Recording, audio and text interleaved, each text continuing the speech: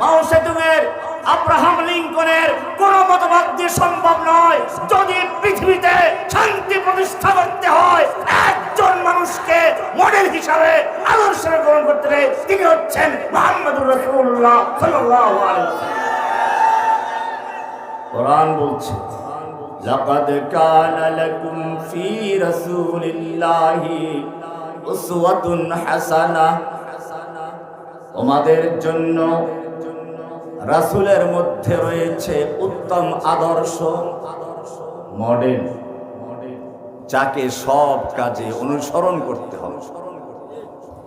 কোরআন পরিষ্কার বলেছে, কুল ইন কুনতুম তুহিব্বুনাল্লাহ ফাত্তাবিউনি, ওহে মুসলিম নামধারী লোকেরা, যারা কালেমা পাঠ করছো, পাঁচ ওয়াক্ত নামাজ পড়ছো, ঈমানের দাবি করছো, জেনে রাখো, কুল ইন কুনতুম তুহিব্বুনাল্লাহ, যদি তোমরা সত্যিকারই আল্লাহকে ভালোবাসো, আল্লাহর ভালোবাসার দাবি সত্যি হয়, ফাত্তাবিউনি, তাহলে আমার অনুসরণ করো, আমার আনুগত্য করো, আমি যেভাবে চলি, যে কথা বলি সেভাবে চলো, সে কথা মানো।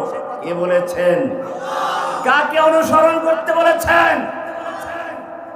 এই রাসূলকে নিয়ে যদি কেউ কটূক্তি করে, এই রাসূলকে নিয়ে যদি কেউ সমালোচনা করে, এই রাসূলকে নিয়ে যদি কেউ অবমাননাকর কথা বলে, সে ব্যক্তি কার ভুল ধরেছে?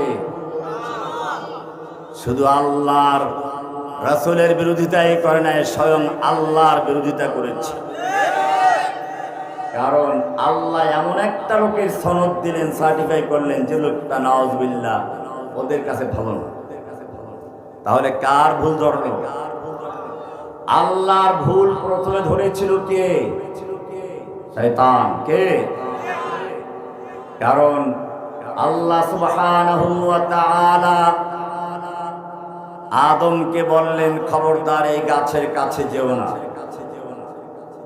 জান্নাতে যেথায় ইচ্ছা সেথায় যাও। ইয়া আদম উসকুন আনতা ওয়া যাওজুকাল জান্নাতা ওয়া কুলা মিনহা রাগাদান হাইসু শি'তুমা। ও আদম, তুমি এবং তোমার স্ত্রী জান্নাতে বসবাস করো, যেথায় ইচ্ছা সেথায় যাও, যা মনে চায় তা খাও, কিন্তু খবরদার খবরদার, ওয়ালা তাকরাবা হাযিহিশ শাজারা, এই নির্দিষ্ট গাছের কাছেও যাবে না।